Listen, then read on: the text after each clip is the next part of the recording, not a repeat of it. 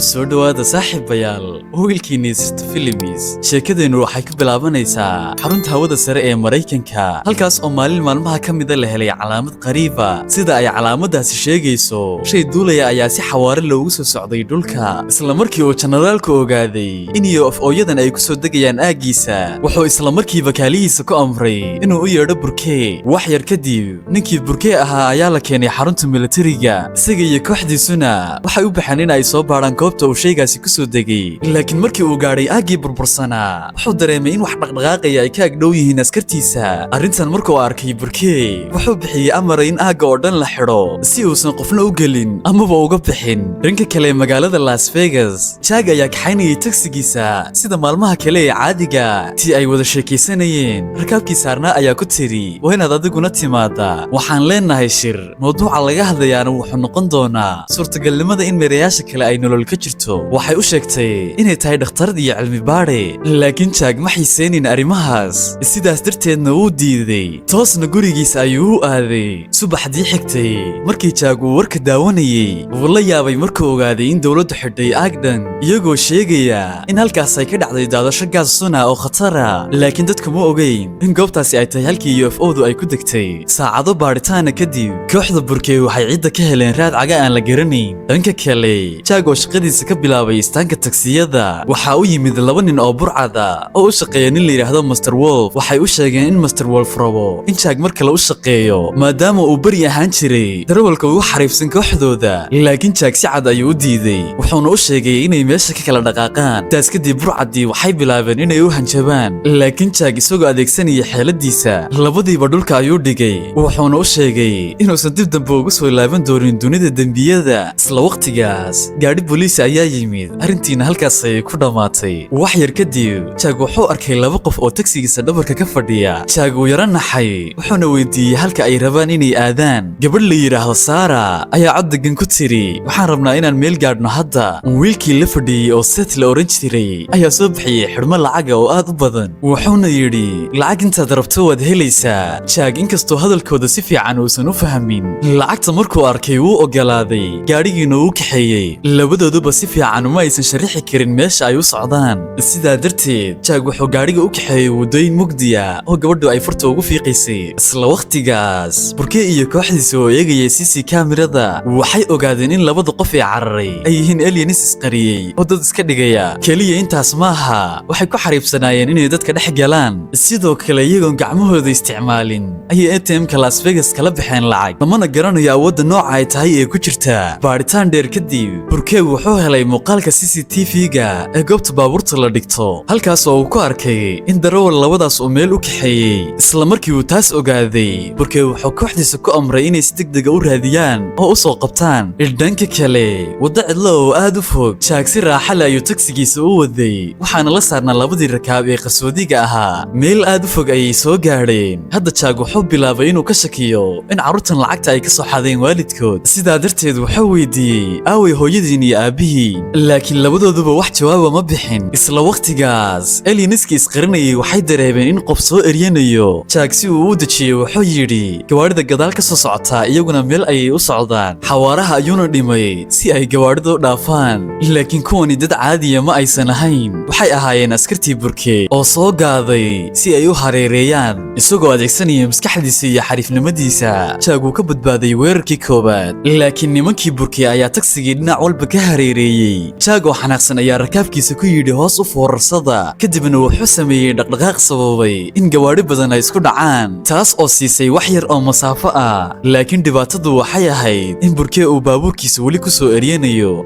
digniinta gabadha darteed Jack gaadhigiisa ayuu sii dheereeyey si uu xaaladda u xalliyo Seth ayaa walaashii ku yidhi adigu gaadhiga iigu sug wuxuuna ilbiriqsi gudihii kaga baxay gaadhiga wax yar kadib waddada dhexdeeda ayuu istaagay jidhkiisana wuu wada adkeeyey sida birta markii uu baabuurkii burkee ku dhacay Seth baabuurkii gebi ahaanba u burburay isla markiiba Sara waxay isticmaashay awooddeeda maskaxeed si ay tagsiga gadaal ugu soo celiso si walaalkeed uu mar kale gaadhiga u soo galo Jack oo xanaaqsanaya gaadhiga ka soo degay si uu askarta ula hadlo isagoo u malaynayay inay yihiin rag iyo Mr. Wolf wuxuuna yidhi Mr. Wolf u sheega inaan weligay u shaqayn doonin kee markaas ayuu gartay in darawalku uusan waxba kala socon xaqiiqada dhabta sidaa darteed wuxuu yidhi waxaad faraha la gelaysaa arrinaadan waxba ka ogeyn laakiin jaag hadalkiisa dhig jalaq uma siin markii jaag uu meesha ka dhaqaaqay burkey wuxuu raggiisa ku amray in faylka darawalkaas oo dhammaystiran la soo saaro isagoo meesha kasii fogaanaya jaag raaligelin ayuu siiyey labadii rakaab wuxuuna u ballanqaaday inuu gaadhsiin doono halka ay u socdaan saacado kadib saddexdoodu waxay gaadheen guri cidlo ah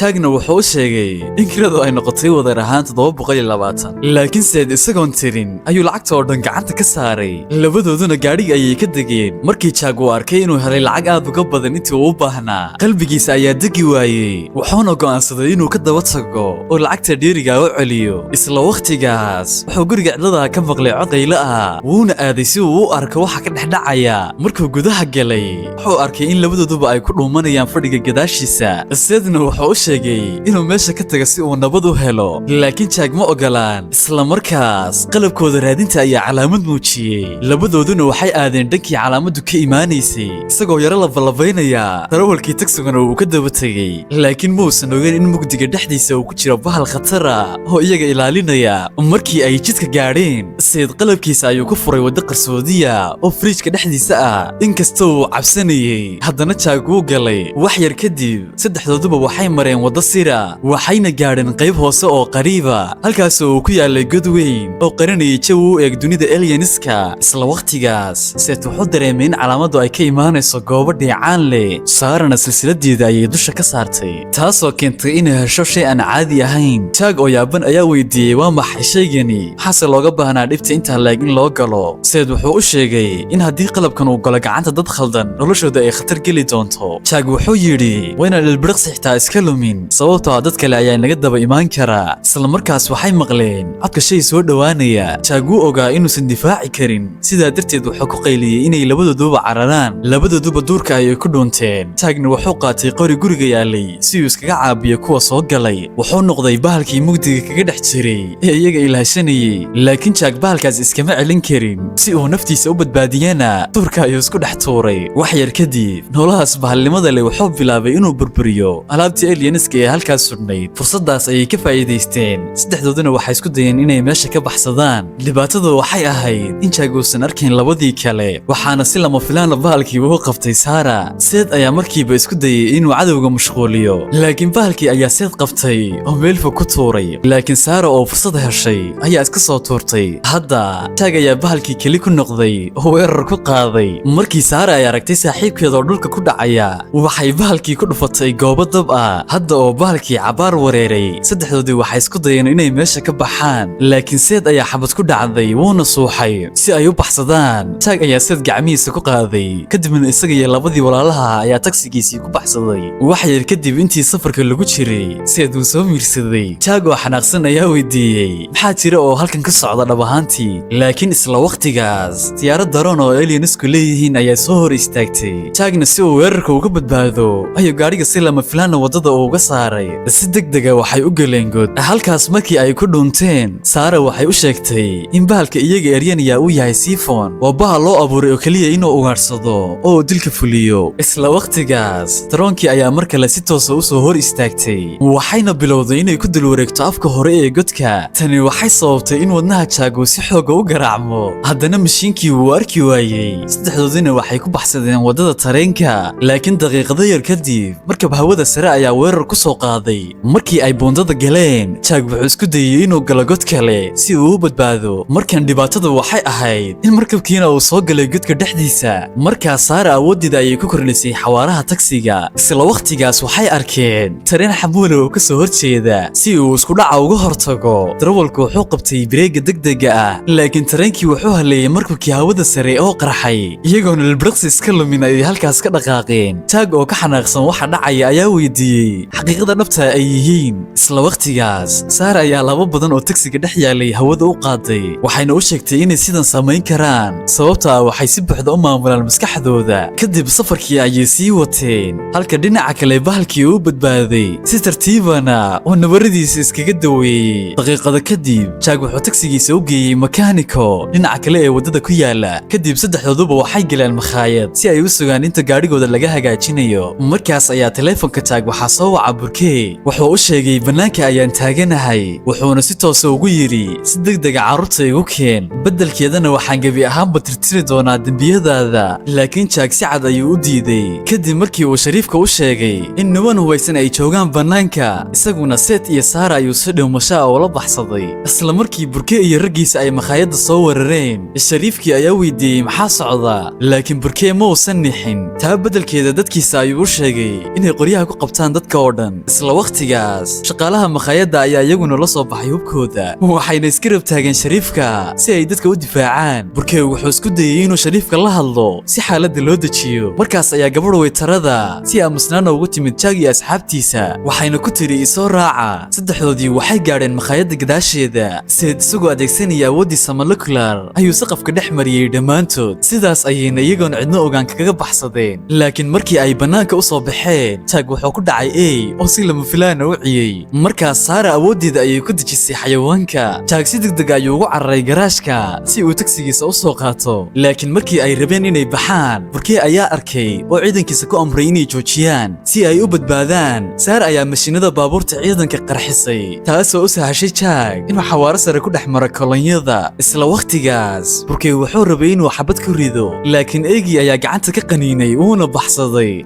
markii ay arkeen ficilka eyga Sarah ayaa si lama filaan bareega u qabatay oo albaabkan u furtay si eygu u soo raaco intaa kadib waxaan ku xasuusinayaa inaad like saarto muuqaalka oo ilmaamtay inaad like saarto channelkan aad subscribe tiraahdo oo nagu soo biirto haddii aad nagu cusub tahay waxay noo tahay dhiirigelin haddii aynu soo noqono muuqaalkeena intii safarka lagu jiray saddexdoodu waxay bilaabeen inay ka fakiraan sidii ay ku heli lahaayeen markabkoodii hawada sare ee ciidanka dowladdu ka qaateen Sarah waxay soo jeedisay inay la kulmaan Dr. Alex tani waa isla gabadhii uu Jack horay u la kulmay saddexdoodii waxay u dhaqaaqeen dhanka shirka ay ku sugnaayeen si ay u raadiyaan markii ay halkaas gaadheen Jack wuxuu shaqaale ka codsaday inuu tagsigiisa u sii ilaaliyo eygana cunto sii siiyo dhanka kale markii Alex ay casharka bixinaysay dadweynaha waxaa ka imaanayay su'aalo qariiba dadku halkii ay hadalka ka fahmi lahaayeen waxyaabo qariiba ayay ku hadlayeen hadalkooda markay maqashay Alex aad ayay ula yaabtay isla waqtigaas mid ka mid ah ragga Burke ayaa Jack ku arkay goobta shirka dhexdiisa wuxuuna u digay dhammaan asxaabtiisa tani waxay keentay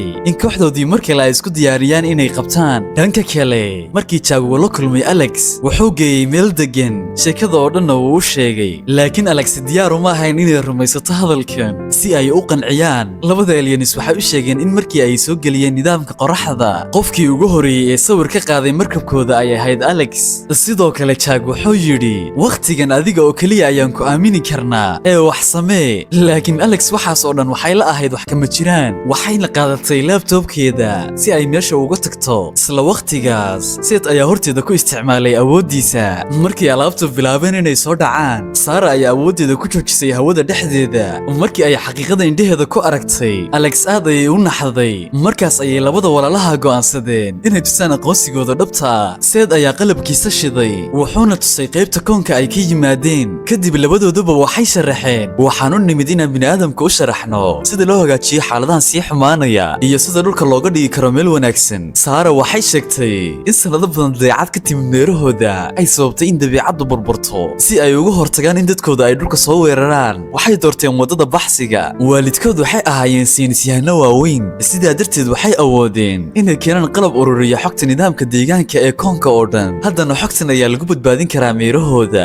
laakiin waxaa lagama maarmaan ahayd inay si dhaqsaa ugu laabtaan guryahooda haddii kale dadkooda ayaa dhulka soo weeraraya sidoo kale waxay ahayd inay ka badbaadaan siifoonka khatarta ee raba inuu qabto oo dilo sidaa darteed Alex waxay tiri hadda hal ilbiriqsi iskama lumin karno iyadoo adeegsanaysa qaar ka mid ah xidhiidhadeeda waxayna u kaxaysay inay la kulmaan khabiirka cilmiga xidigaha ee Dr. Harlan kadib markii uu maqlay sheekada oo dhan Harlan ma uusan dareemin in wiilkii iyo gabadha kor taagan ay yihiin aliens dhaba sidaas darteed waxay go'aansadeen inaysan u sheegin wax yar kadib Alex waxay weydiisay ma garanaysaa halka ay dowladdu geysay markabka hawada sare isagoon fakirin Harlan wuxuu sheegay in la dhigay Witch Mountain wuxuu tusay goobta wuxuuna u sheegay in aagan oo dhan ay ilaalo adag ka hayaan ciidanka sirta haddana waxay go'aansadeen in xogta oo dhan ay ururiyaan oo aadaan ka hor inta aysan bixin Harlan wuxuu kula taliyey ilaa aad ka gashaan xaruntaas qofna ha aaminina hadda iyagoon waqti iska lumin Alex waxay Jack u sheegtay inuu wax yar kadib la kulmo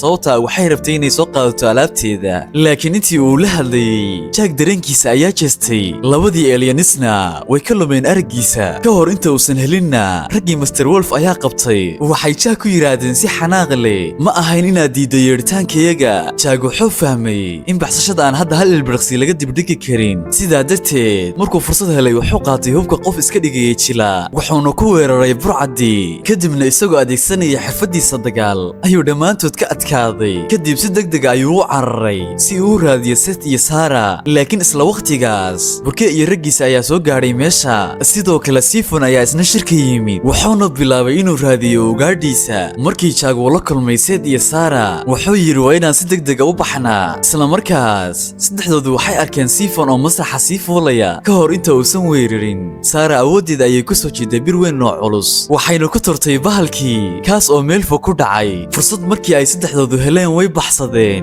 ilbiriqsiyo kadibna burke ayaa hoolka oo dhan la wareegay dhibaatada waxay ahayd in hoolka ay hareereeyeen askar dhinac walba ah hadda halyeyadu waxay fahmeen inay xayran yihiin markaas jaag wuxuu Sarah ka codsaday inay maskaxdiisa akhriso ilbiriqsiyo gudahood Sarah waxay fahamtay qorshihiisa si lama filaan ay awoodeeda uga dhigtay dhammaan dadkii goobta taagnaa inay ku guuleysteen mashiinada bakhtiye nasiibka si lama filaana dadkii oo dhan ayaa farxad la qayliyay qaskaas ayaana u sahlay in saddexdoodii Alex ay dhex galaan dadka oo baxsadaan markii ay banaanka u soo baxeen qof walba si degdeg ayuu gaariga u galay waxayna ku dhaqaaqeen xawaare sare halka maamulku ay ka soo daba baxeen ciyaartan bisada iyo jirka dhexdeeda tagsigii waa la hareereeyay isla markii ay isdhiibi rabeen burke wuxuu gartay in gaariga uu dhab ahaantii wada Mr. Harlan kaasoo u yimid inuu mashquuliyo si Alex iyo kooxdeeda ay gaari kale magaalada uga baxaan hadda Alex iyo kooxdeeda waxay wateen gaari cusub cidna ma aysan daba socon waxay heleen goobtii Witch Mountain waxayna keenta ka soo mareen meel sare halkaasoo albaabka saldhigga si cad looga arkayay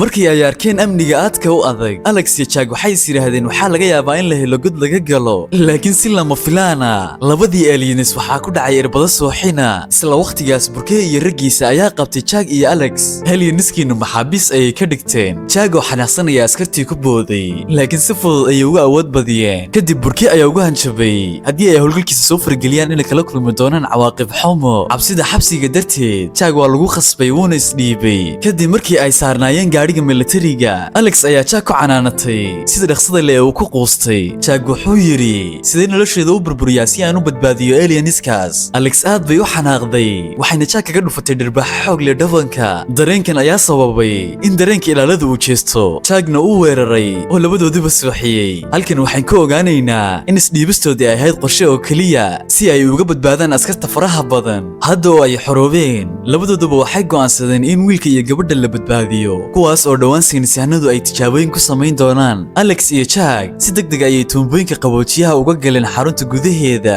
markii ay degeen aamusnaan ayay ku socdeen iyagoo raadinaya alieniska markii ay gaadheen aagga shaybaarka Alex iyo Jack way doonteen waxayna bilaabeen inay ka fikiraan qorshe laakiin si lama filaana Sifon ayaa weerar ku soo qaaday Witch Mountain burke oo xanaaqsanaya askarta ku amray inay si degdeg ah u dilaan dhakhtarkaas fursadaas ayay ka faa'iideysteen oo gudaha u galeen shaybaarka kadib markii ay sooxiyeen hal saynisyahan Alex iyo Jack waxay xirteen dharka difaaca iyagoon waqti iska lumin waxay weerar ku bilaabeen saynisyahanadii kale waxayna ku weerareen alaabtii agtaalay isla waqtigaas gantaalada Sifon waxay si fudud u laayeen askar badan oo burke u shaqeysa markii burke uu arkay in bahalku uu soo socdo shaybaarka uu fahmay ujeedkiisa dhabta ah wuxuuna ku qayliyay in dhammaan guntaynku ay u cararaan dhanka alieniska dhanka kale markii alieniska ay soo miirsadeen awoodooda ayay iska xoreeyeen Sarah aad ayay u faraxday markii aragtay Jack oo soo laabtay inuu badbaadiyo dhanka kale markii uu dareemay in maxaabiistii la waayay burke wuxuu shiday gambalelka digniinta degdega ah dhanka kale kooxda halyeyaduna waxay u dhaqaaqeen inay raadiyaan UFO-da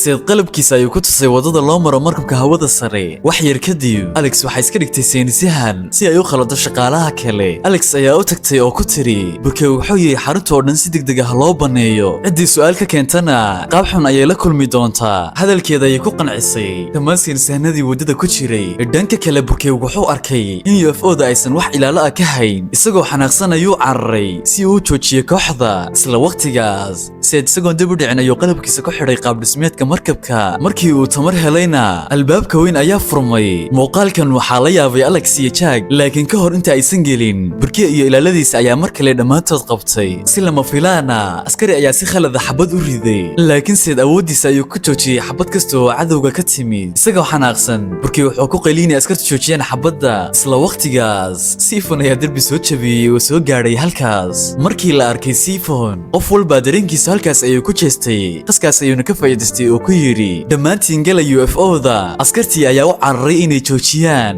laakiin dhammaantood waxay ku xirmeen weerarada Siphon markii ay dhammaan mashiinada iyo nidaamka hagidda ay shaqeeyeen alieniskii waxay isku dayeen inay duulaan inkastoo boosku yaraa haddana si uun ayay boosaskooda u qaateen oo bilaabeen inay baxsadaan markiiseed uu arkay Siphon oo kumanaan xabadood lagu ridayo wuxuu dadka ku yidhi si fiican u fadhiista markabka hawada sarena waxaa si toos ugu dulwaday bahalkii taas oo sababtay in Siphon gebi ahaanba uu burburo isla waqtigaas markii wuxuu dadkiisa ku yidhi xidha dhammaan wadooyinka laakiin alienisku ma cabsan xawaare buuxa ayayna ku socdeen daqiiqadii ugu dambaysayna albaabka ayay jabiyeen oo bannaanka u baxeen hadda oo ay xoroobeen qof walba farxad ayuu la badbooday laakiin dabaaldegaas dhexdiisa seed wuxuu arkay in qolka cadaadiska uu waxyeeloobay Jack ayaa weydiiyey miyaan la hagaajin karin markabka isagoo duulaya Jack wuxuu aaday halkii ciladu ka jirtay laakiin halkaas wuxuu mar kale kula kulmay Siphon oo bilaabay inuu si joogto ah u weeraro seed wuxuu dareemay inay wax khaldan yihiin sidaas darteed wuxuu Alex iyo walaashiis u sheegay inay markabka maamulaan isaguna wuxuu u cararay inuu Jack caawiyo dagaalkan dhexdiisa Jack wuxuu baalka ka siibay koofiyadda seed ayaa aad u qayliyey si uu dareenka Siphon u jeediyo kadibna awoodiisa ayuu isku qariyey fursadaas markuu helay Jack wuxuu cadowga kaga dhuftay madaxa juku culus laakiin Siphon ayaa soo jeestay wuxuuna Jack ku tuuray dhanka energy metric ee UFO-da isagoo doonayay inuu dilo ugaarsigiisa bahalkii wuxuu Jack qabtay luqunta laakiin seed ayaa soo weeraray markii seed mar kale isqariyey Jack wuxuu Siphon si toos ugu jiiday dhanka falaadhaha iftiinka ilbiriqsiga xiga Jack wuxuu Siphon wejiga kaga dhuftay feer xooggan kadibna energy metric ayaa gebi ahaanba tirtiray ugu dambayntii markii uu saaxiibkiis badbaadiyey seed isla markiiba albaabka ayuu xirtay taasoo ka dhigtay markabka mid degan hadda waxay aad uga fogyihiin xarunta Witch Mountain waxaa la gaadhay waqtigii la kala tegi lahaa dhammaan way ismacsalaameen Jackna wuxuu ballan qaaday waxaan si fiican u xanaanayn doonaa eega saaxiibkiina ugu dambayntii walaalihii alieniska ahaa markabkooda ayay koreen waxayna u ambabaxeen dhanka meerahooda iyagoo aaminsan in caawinaadda Alex iyo Jack ay suurtagal tahay inay ku badbaadiyaan meerahooda oo dhan haddii aad ka heshay muuqaalka like saar channelkana subscribe dhe oo nagu soo biir haddii aad nagu cusub tahay halkan waxaan kasoo gudbinaa muuqaalo aad u xiiso badan oo ku cajabin doona waxaynu ku kulmi doonaa muuqaalkan xiga haddii Ilaahay nabad inagu gaarsiiyo